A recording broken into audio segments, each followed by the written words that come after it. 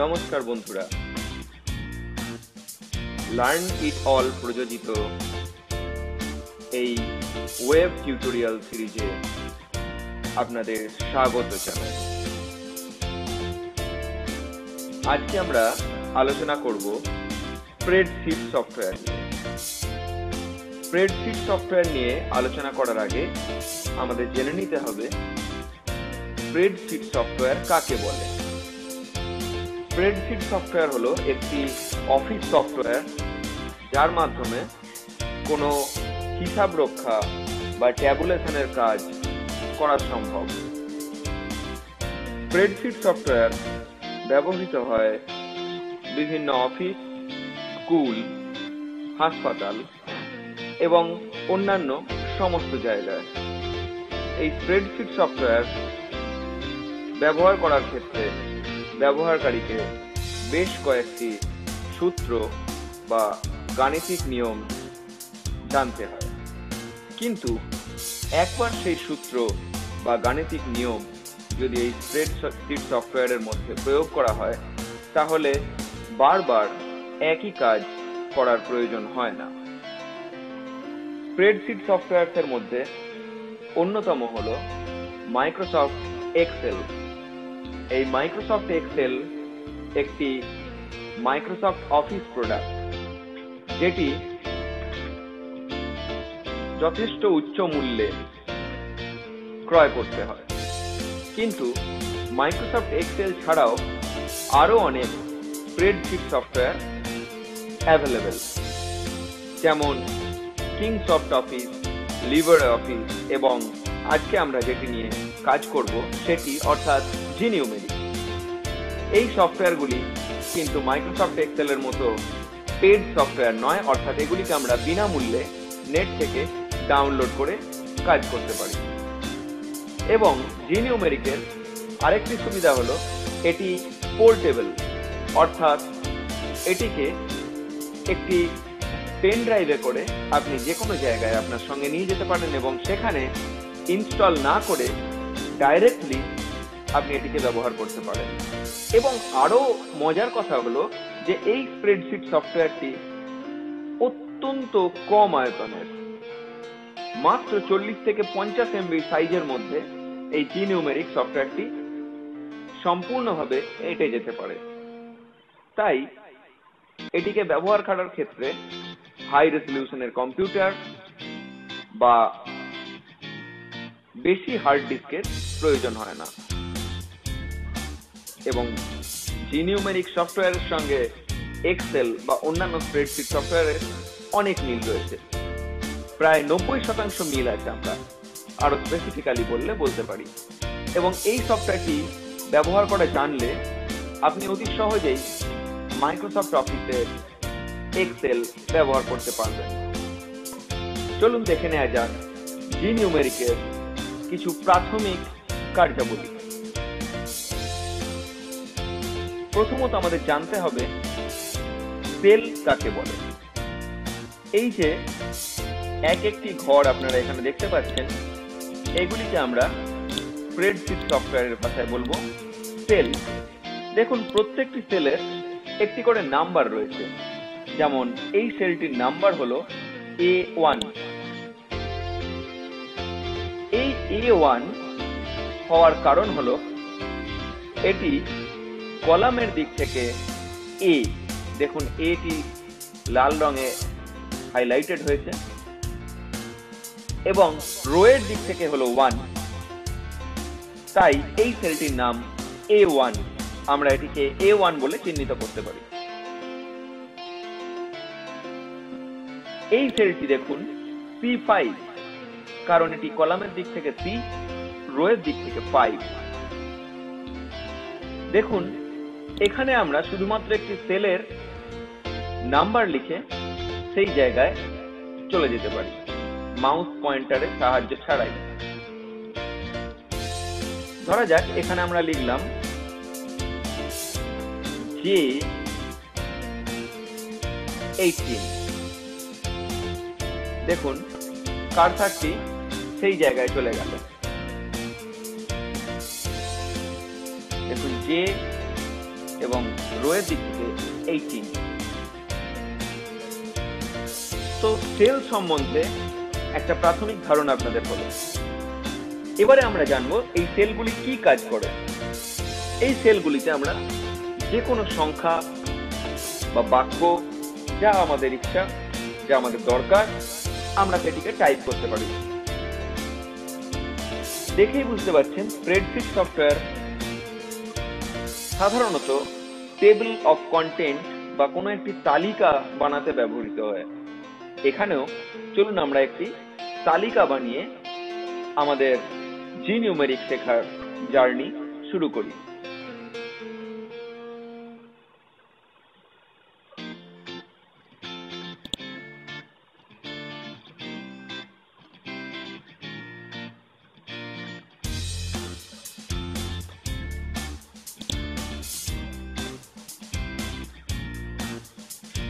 দেখুন, এখানে আমরা একটি মার্কশিটের তালিকা তৈরি করছি।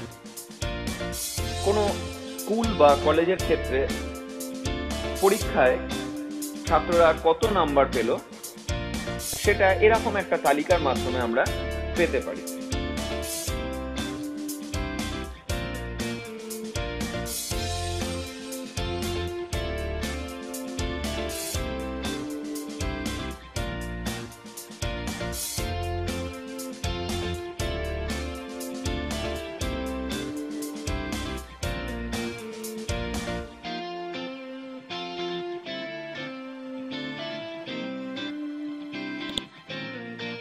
দেখুন, এই তালিকাটির মধ্যে বিভিন্ন সাবজেক্টগুলি আমরা লিখেছি, কিন্তু লক্ষ্য করে দেখুন এই সাবজেক্টগুলিতে যে তালিকার মধ্যে আমরা লিখেছি এটি কেমন ছন্নছাড়া ভাবে দেখা যাচ্ছে। অর্থাৎ সাধারণ আমরা যেরকম তালিকা দেখি এটি সেরকম গোছানো নয়। কারণ দেখুন, এই এনভায়রনমেন্ট কথাটি একটু আয়তনে বড় হওয়ার জন্য এই H2 সেলের মধ্যে এঁটে উঠতে পারেনি। তাই আমাদেরকে সেলের আয়তনটা একটু বাড়িয়ে দিতে হবে, যাতে এই ওয়ার্ডটি সম্পূর্ণভাবে এর মধ্যে এঁটে উঠতে পারে। তার জন্য আমরা মাউসের কার্সারটিকে এই জায়গাতে নিয়ে যাব। দেখুন, এখানে নিয়ে যেতেই মাউসের কার্সারটি একটি অন্যরকম চিহ্ন দেখাচ্ছে। এরপর আমরা লেফট মাউস বাটন চেপে ধরব এবং দেখুন সঙ্গে সঙ্গে আমাকে পাশে কত সাইজ আছে এই সেলটি সেটি দেখাচ্ছে। আমরা লেফট মাউস বাটনটি ক্লিক করে ধরে থাকব এবং আস্তে করে এটিকে ড্র্যাগ করব। দেখুন, ড্র্যাগ করার ফলে আমাদের সমস্ত সেলগুলির জায়গা বেড়ে গেল। দেখুন, একই অবস্থা হয়ে রয়েছে জিওগ্রাফি সেলটিরও। এটিও আমরা একটু সাইজ বাড়িয়ে দিলাম। এবং দেখুন, এই যে নেমে আপনারা ধারণাই করতে পারছেন যে কোনো বাঙালির নাম যদি আমরা এখানে লিখি সেইটার জন্য এই জায়গাটা খুবই ছোট হয়ে যাবে। তাই আমরা এই নেমের জায়গাটি একটু বড় করে দিলাম। তো এখন দেখুন, এই যে মার্কস কথাটি এটি শুধুমাত্র বেঙ্গলি সাবজেক্টের ওপরই রয়ে গেছে, যেখানে কিনা এটি এই সমস্ত সাবজেক্টগুলির ওপরই হওয়া উচিত ছিল। সেটার জন্য আমাকে যেটা করতে হবে, দেখুন এখানে আলাদা আলাদা যে সেলগুলি রয়েছে এগুলিকে যদি কোনোভাবে আমি মিশিয়ে একটি সেল তৈরি করে ফেলতে পারি এবং তারপরে মার্কস এই কথাটিকে যদি আমি মাঝখানে আনতে পারি তাহলে এটা সম্ভব। অথবা আমি এই মার্কস কথাটিকে জিওগ্রাফি সেলের ওপর ম্যানুয়ালি বসিয়ে দিলেও সেটা সম্ভব। চলুন শিখে নেওয়া যাক কিভাবে এই সবকটি সেলকে একসঙ্গে মিশিয়ে একটি সেল করে যায়। তার জন্য প্রথমেই সবকটি সেলকে আগে সিলেক্ট করতে হবে। তারপর আমাদের মার্জ সেল অপশনটি ক্লিক করতে হবে। দেখুন, উপরের সবকটি সেল মুছে গিয়ে বলা যেতে পারে একসঙ্গে জুড়ে গিয়ে একটি মাত্র সেলে পরিণত হলো। এইবার এই মার্ক এই যে শব্দটি রয়েছে এটিকে আমরা যদি মাঝামাঝি আনতে চাই তাহলে কি করব? আমরা এটা এখানে রাইট ক্লিক করে কমান্ডের মধ্যে চয়েস করেও নিতে পারি, অথবা টুল বারসের মধ্যে থেকেও এই সেন্টার হরাইজন্টালি এইটি ক্লিক করলে এটি মাঝামাঝি চলে আসবে। আমরা বাকিগুলিকেও এরকম ভাবে সেন্টার করে নিতে পারি, এগুলিকেও একসঙ্গে সিলেক্ট করে সেন্টার করে নিতে পারি। যদি আমাদের বাঁ পাশে সরিয়ে রাখার দরকার হয় তাহলে অ্যালাইন লেফট ক্লিক করবো আমরা। যেমন ধরুন এটাকে যদি আমি আবার বাঁ পাশে সরিয়ে দিতে চাই তাহলে অ্যালাইন লেফট ক্লিক করবো। যদি একদম ডান পাশে সরাতে চাই তাহলে অ্যালাইন রাইট ক্লিক করবো। কিন্তু এখন আমরা এটাকে সেন্টারে চাইছি, অর্থাৎ মাঝামাঝি চাইছি, তাহলে আমরা সেন্টার হরাইজন্টালি করব। এরপর দেখুন এই নেম কথাটি অ্যাকচুয়ালি এই দুটি সেলের মধ্যে হওয়া উচিত। তাই আমরা কি করব? হ্যাঁ, ঠিক বলেছেন, আমরা এই দুটিকে মার্জ করে দেব। কিন্তু দেখুন মার্জ করার পর নেম কথাটি সেলের একদম নিচে নেমে এসেছে। এটা দেখতে ভালো লাগতো যদি এই নেম কথাটি 1 ও 2 নম্বর সেলের ঠিক মাঝামাঝি লাইন বরাবর থাকতো। এটার জন্য আমরা কি করব? আমি আগেই বলেছি এটাকে রাইট ক্লিক করে অনেক ফর্মুলার মধ্যে একটিকে চুজ করে নেওয়া যায়, একটি কমান্ডকে চুজ করে নেওয়া যায়। তো এখানে আমরা দেখুন ফরম্যাট টু সেলস, এখানে আমরা ক্লিক করব। ক্লিক করার পর দেখুন এখানে অ্যালাইনমেন্ট ট্যাব আছে। এই অ্যালাইনমেন্ট ট্যাবে হরাইজন্টাল অ্যালাইনমেন্ট যেহেতু আমরা অলরেডি সেন্টার করে রেখেছি, তাই এখানে সেন্টার দেখাচ্ছে। যদি আমরা ফিল করতাম তাহলে গোটা সেলটা জুড়ে লেখাটা থাকতো।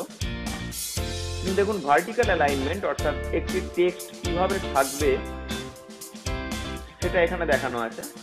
এখানে দেখুন বটম সিলেক্ট করা আছে। আমরা যখনই সেন্টার সিলেক্ট করব এবং অ্যাপ্লাই করব, দেখুন এটি মাঝামাঝি চলে এলো। তেমনি আমরা এখানে ফিল সিলেক্ট করে অ্যাপ্লাই করে দেখতে পারি। দেখুন নেম কথাটি রিপিট হয়ে পুরো সেলটা ভরে গেল। জেনারেল যদি করি, দেখুন সাধারণ অবস্থায় যেটা থাকে অর্থাৎ লেফট অ্যালাইন সেই জায়গায় চলে গেল। সেন্টার অ্যাক্রস সেকশন যদি আমরা করি তাহলে ওই একইভাবে সেন্টারে চলে আসবে। জাস্টিফাই যদি করি তাহলে এটা গোটা সেলটা জুড়ে থাকার কথা, কিন্তু এখানে যেহেতু একটি মাত্র শব্দ আছে তাই এটি বাঁ দিকে সরে রইল। ডিস্ট্রিবিউটেড যদি করি তাহলেও এটা গোটা সেলের সমান হয়ে ছড়িয়ে যাওয়ার কথা। তো আমরা আপাতত এটিকে সেন্টার রাখবো। আর এই ওয়ার্ড টেক্সট যেটা রয়েছে এটির মাধ্যমে আমরা লেখাকে বেঁকিয়ে দিতে পারি, বিভিন্ন রকম অ্যাঙ্গেলে বেঁকিয়ে দিতে পারি।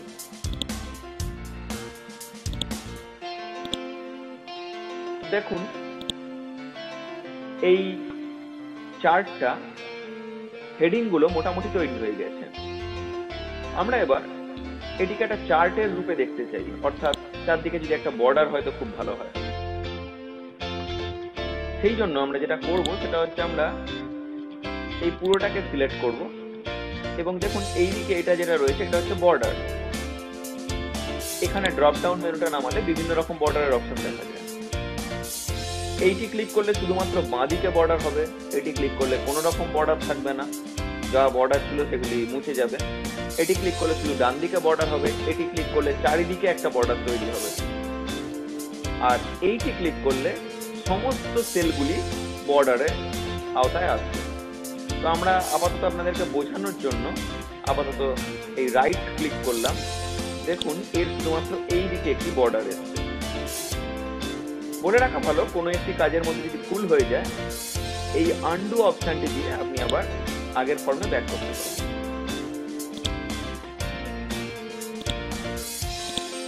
তো আমরা আবার এটিকে সিলেক্ট করব। এখান থেকে আবার একটি বর্ডার দেব যেটা কিনা শুধুমাত্র আউটসাইড অর্থাৎ প্রান্ত ভাগগুলো শুধু বর্ডার দেবে। দেখুন শুধু প্রান্ত ভাগগুলি এখানে বর্ডার দেওয়া হলো, কিন্তু আমাদের দরকার প্রত্যেকটি সেলের বর্ডার। সেজন্য আমরা যেটা করব সেটা হচ্ছে আবার এটাকে সিলেক্ট করব আর এখান থেকে অল বর্ডার সিলেক্ট করব। দেখুন আমরা যেরকম চাইছিলাম সেরকম বর্ডার পেয়ে গেলাম। এরপর যদি আমি নিচের এই সেলগুলিকেও বর্ডার দিতে চাই, আমি এগুলিকে সিলেক্ট করব একসঙ্গে এবং বর্ডার ক্লিক করব। দেখুন বর্ডার তৈরি হয়ে গেল। কিন্তু আরেকটি জিনিস মনে রাখা ভালো যে আমরা যে অ্যাট্রিবিউটস অর্থাৎ সেন্টার, অমুক তমুক এগুলি দিয়েছিলাম, এগুলো শুধুমাত্র ওই ওপরের সেলগুলিতে দিয়েছিলাম, হেডিংস গুলোতে। নিচের সেলগুলিতে এরকম কিছু দেওয়া নেই। তাই এখানে আমরা যদি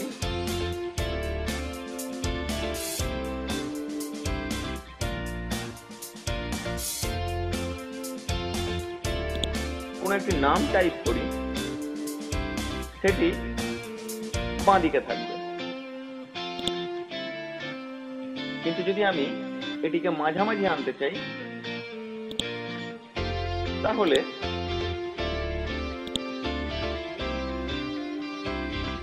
পুরোটাকে সিলেক্ট করব এবং যে যে অ্যাট্রিবিউটগুলি আমরা এখানে সিলেক্ট করেছিলাম অর্থাৎ সেন্টার, এটার ফলে সবকটি ভার্টিক্যালি সেন্টারে চলে আসবে, সরি হরাইজন্টালি সেন্টারে আসবে। কিন্তু ভার্টিক্যালি সেন্টারে আনতে গেলে আমাদের সমস্ত কটি সেলকে একসঙ্গে সিলেক্ট করে রাইট ক্লিক করতে হবে এবং ফরম্যাট যতগুলি সেল থাকবে সেটি এখানে দেখাবে 88 সেল or 80 সেল অথবা 23 সেল, যা হোক। এখানে ফরম্যাট সেলস দেওয়ার পর অ্যালাইনমেন্টে সেন্টার ক্লিক করতে হবে। এরপর অ্যাপ্লাই করে ওকে করলে এখন দেখুন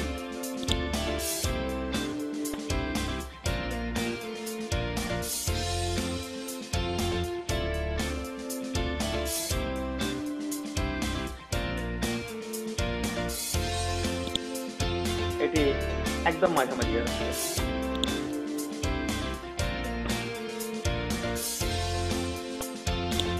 চলুন এখানে বেশ কিছু নাম বসানো যাক।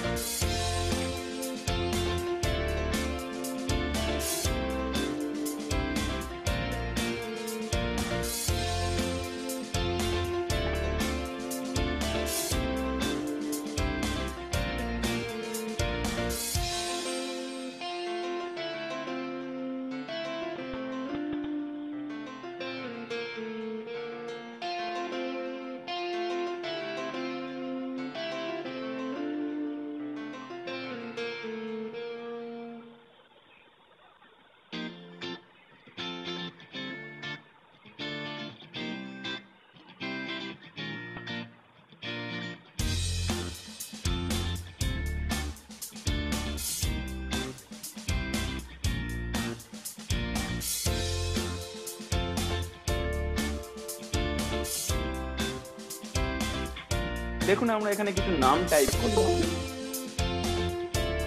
এই নামগুলি এবার আমাদের এগুলির সঙ্গে বেশ কিছু নাম্বার আমরা বসাবো।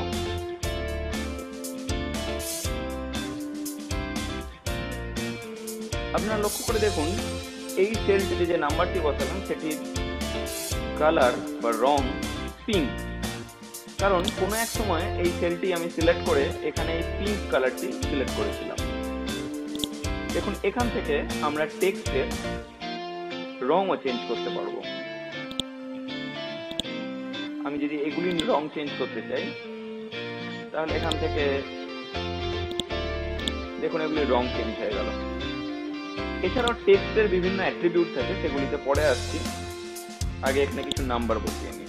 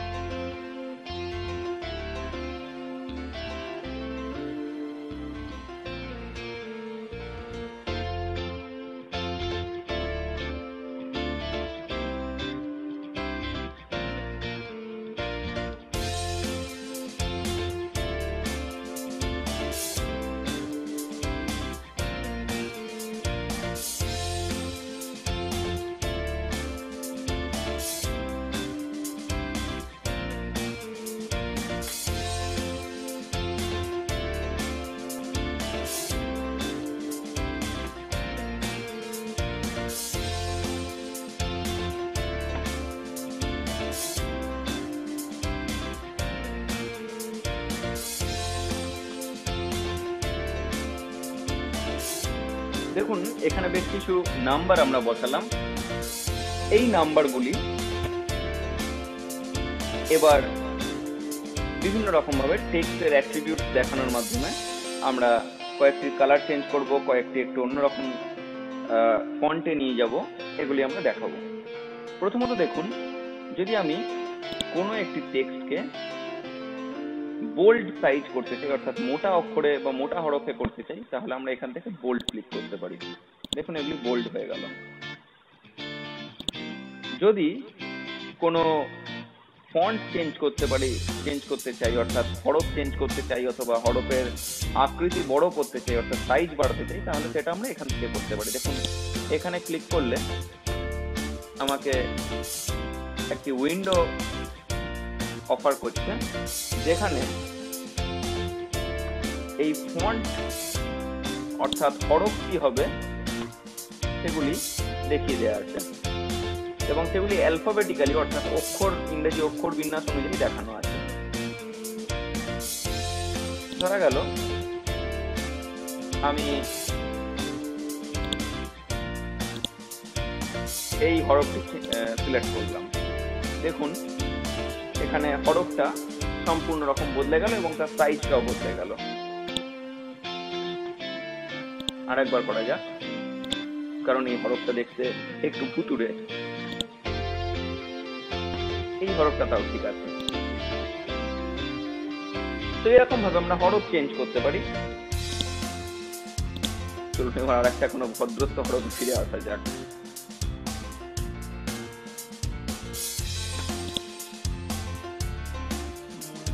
এটা চলতে পারে।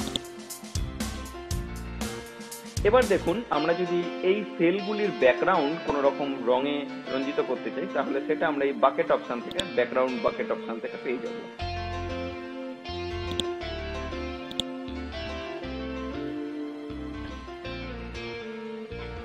এরপর আমরা দেখব যে এই অক্ষরগুলিকে যদি আমরা ইটালিক করতে চাই, তাহলে আমরা এই অপশন থেকে করতে পারবো।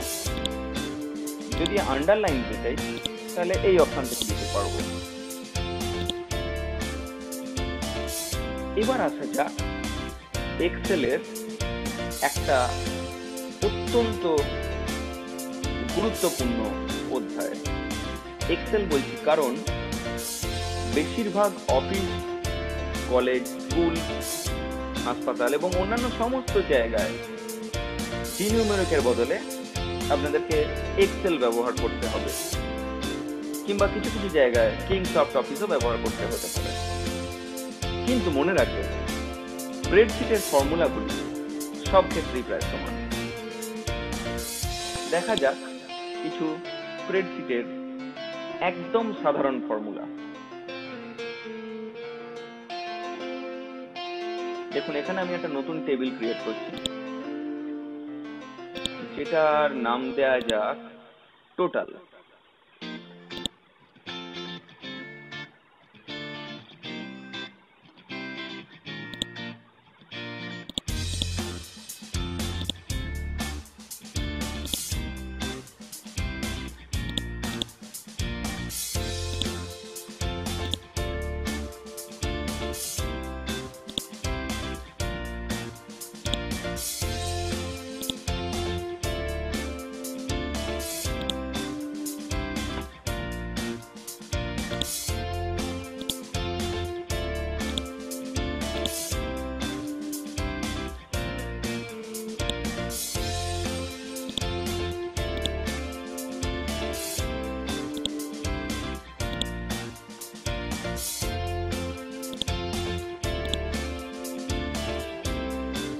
দেখুন এখানে এই ফরম্যাট সেলস অপশন থেকে আপনি অনেক কিছু করতে পারেন।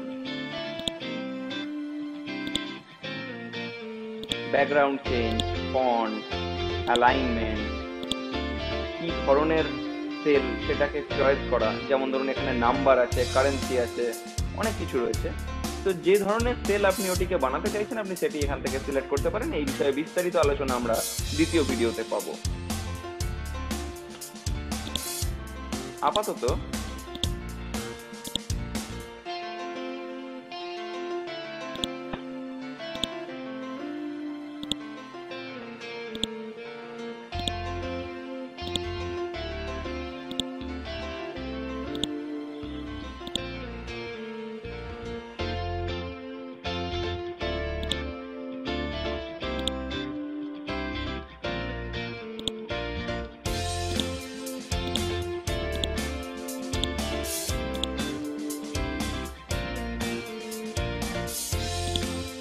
সেলগুলিতে আমরা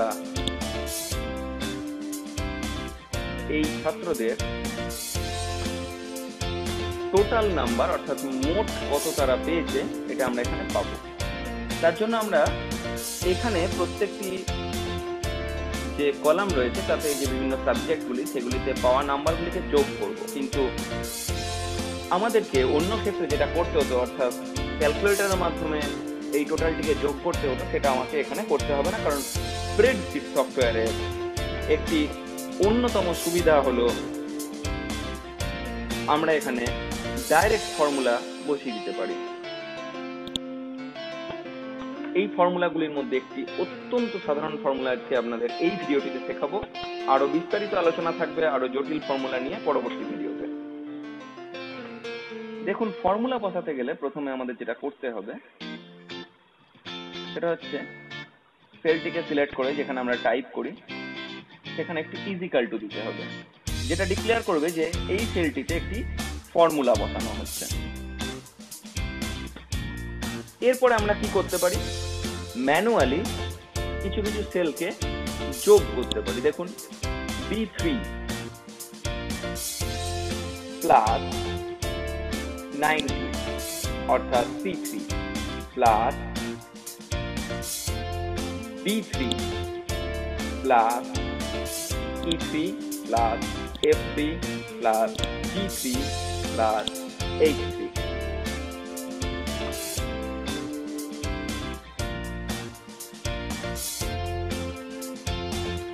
এবং সর্বশেষে আমরা এন্টার দিতে পারি। দেখুন, এখানে এই তিনটি সেলের সম্পূর্ণ মানে একটা যোগফল দিয়ে দিল। এখানে আমরা যদি দেখুন কোনো একটা সংখ্যা বসাই, দেখুন ওই মানটিটা পরিবর্তন হবে। এরপর আমাদের কি সবকটির ক্ষেত্রে এরকম ফর্মুলা ইনপুট করতে হবে? না। এক্সেলের ক্ষেত্রে একটি সুবিধা হলো আপনার যে কোনো একটি সেলে যদি কিছু একটা লেখা থাকে, A B C D E যাই থাকুক না কেন, সেটিকে আমরা যদি এরকম ভাবে সিলেক্ট করার পর এই কর্নারের একটি দেখুন চৌকো ছোট্ট ডট দেখা যাচ্ছে, এটিকে সিলেক্ট করে যদি আমরা এটাকে ড্র্যাগ করে নিই তাহলে দেখুন সবকটি সেলেই ওই লেখাটি কপি হয়ে যাচ্ছে। এটির একমাত্র ব্যতিক্রম হয় নাম্বারের ক্ষেত্রে। আমরা যদি যে কোনো একটি নাম্বারকে দিয়ে ড্র্যাগ করি তাহলে সেই নাম্বারটি কপি হবে, কিন্তু আমরা যদি 1 2 এরকম কিছু ক্রমিক নাম্বার বসিয়ে সেই টোটালটিকে সিলেক্ট করে ড্র্যাগ করি তখন দেখুন নাম্বারগুলি কিন্তু পরস্পর বেড়ে যাচ্ছে, অর্থাৎ ক্রমিক সংখ্যা অনুযায়ী সিরিয়াল নাম্বার অনুযায়ী নাম্বারগুলি বসছে। আবার যদি আমরা ডেট বসাই, এখানে কোনো একটি ডেট বসাতে চাইছি আমি 1/2/2017 এবং তারপরেরটা বসাতে চাইছি 2/3/2017। সেক্ষেত্রে দেখা যাক কি হয়। সেক্ষেত্রে আমরা টোটালটাকে সিলেক্ট করলাম এবং ড্র্যাগ করলাম। দেখুন এখানে এটিও কিন্তু একটি নির্দিষ্ট ফর্মুলা অনুযায়ী ইনক্রিজ হয়েছে, একটি নির্দিষ্ট টাইম গ্যাপ অনুযায়ী এটি কিন্তু ইনক্রিজ হয়েছে। একইভাবে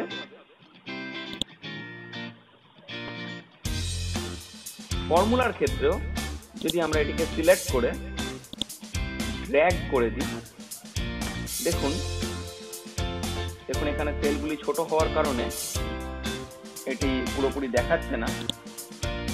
তো আমরা যেটা করতে পারি সেটা হচ্ছে এগুলিকে আমরা ম্যানুয়ালি ড্র্যাগ করে বড় করে দিতে পারি এবং যাতে আমাদের পুরো ফর্মুলাটি দেখা যায়।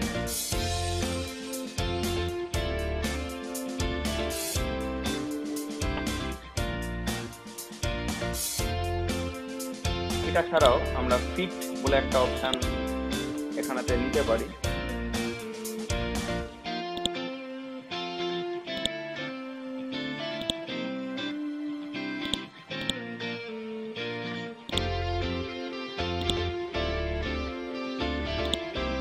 ফিট অপশনটি এই মুহূর্তে এখান থেকে ডিসেবলড রয়েছে, তাই আমরা রাইট ক্লিকের মাধ্যমে ফরম্যাট ওয়ান সেল করে বা যতগুলি সেল আমরা করতে চাইছি সেগুলিকে করে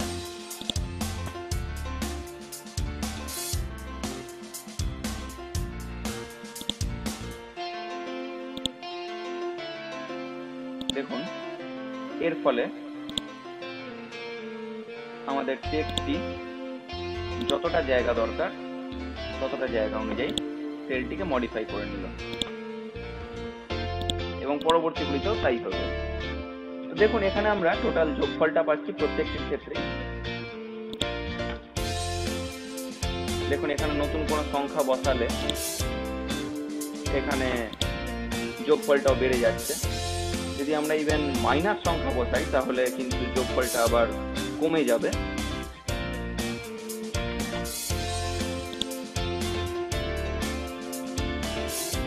এবার দেখুন আমরা এর আগে এখানে যে ফর্মুলাটা বসিয়েছিলাম, দেখুন সেই ফর্মুলাটা এখানে দেখতে পাচ্ছি। পরের সেলে সেটা চেঞ্জ হয়ে গেছে, তারপরের সেলেও সেটি চেঞ্জ হয়ে গেছে, তারপরের সেলেও আরেকবার চেঞ্জ হয়ে গেছে। আমরা যদি এইরকম ফর্মুলা না বসিয়ে এতবার করে প্লাস দিয়ে সেলগুলিকে সিলেক্ট করে না বসিয়ে যদি আমরা অন্য উপায় করতে চাই সেটাও করা সম্ভব। তার জন্য আমাদের প্রথমেই আবার আগের বারের মতোই প্লাস দিয়ে বোঝাতে হবে যে এখানে একটি ফর্মুলা বসানো হবে, তারপর লিখতে হবে সাম অর্থাৎ সামেশন। তারপর যে সেলগুলিকে আমরা সাম করতে চাইছি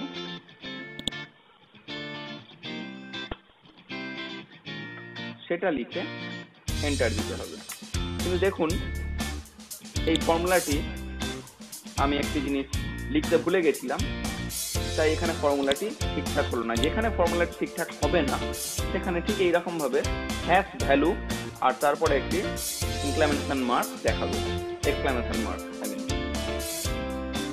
তো এই ফর্মুলাটিকে ঠিক করতে গেলে আমায় কি করতে হবে?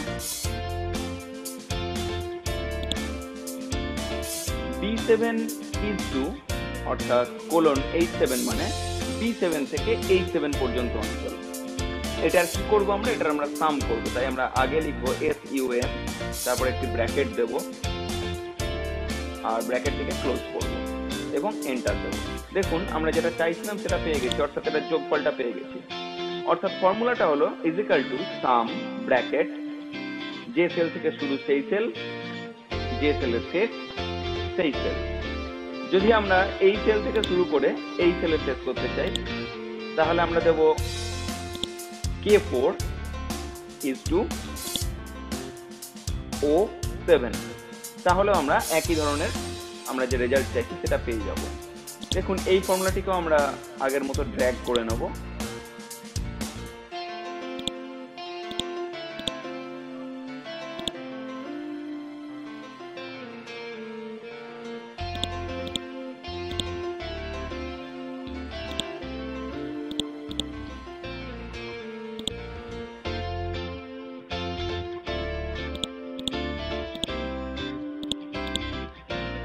তো এই ফর্মুলার ক্ষেত্রেও আমরা যদি কোনো একটা ভ্যালু বসাই তাহলে দেখুন এখানেও সম্পূর্ণ মানটা পরিবর্তন হচ্ছে।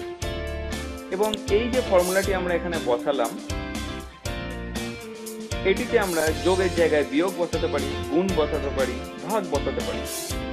যোগের ক্ষেত্রে আমরা প্লাস সাইন দেব, বিয়োগের ক্ষেত্রে আমরা দেখুন যেহেতু ফর্মুলাটিতে ক্লিক করে রেখেছিলাম তাই কিন্তু এই সেলটির ভ্যালু ওইখানে ফর্মুলাটির সঙ্গে বসে যাচ্ছিল। তাই আমরা কোনো ফর্মুলাকে ক্লিক করে অন্য কোনো সেলকে এই ফর্মুলার এই কোনো জায়গাতে ক্লিক করে তারপর অন্য কোনো সেলকে ক্লিক করলে কিন্তু সেখানে ফর্মুলাটির ভ্যালু চেঞ্জ হয়ে যাবে। আমরা কোনো একটি সিলেকশন থেকে বেরোনোর জন্য সবসময় এসকেপ বাটন অর্থাৎ ESC প্রেস করব। তো যেটা বলছিলাম, যোগের ক্ষেত্রে আমরা প্লাস, বিয়োগের ক্ষেত্রে মাইনাস, গুণের ক্ষেত্রে স্টার আর ভাগের ক্ষেত্রে বাই অর স্ল্যাশ এগুলি ব্যবহার করব।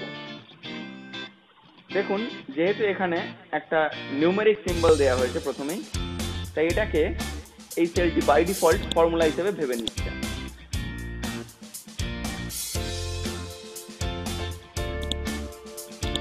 এটিকে আমরা ডিলিট করব এবং ধরুন এখানে আমরা +6 যদি বসাই তাহলে এটাকেও ঠিকভাবে নেবে, কিন্তু আমরা যদি শুধু প্লাস বা মাইনাস কিছু একটা বসাই বা পরের সেলটাতে সিলেক্ট করতে যাই তখন কিন্তু এটাকেও ফর্মুলা হিসেবে নেবে।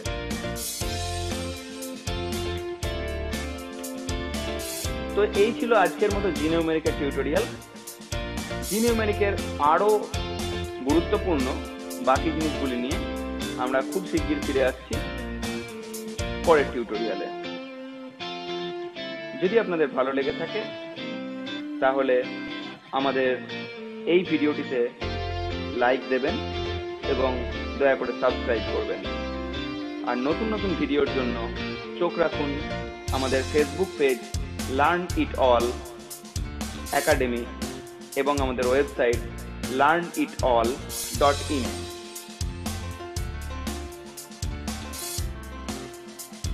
আজকের মতো বিদায়, নমস্কার।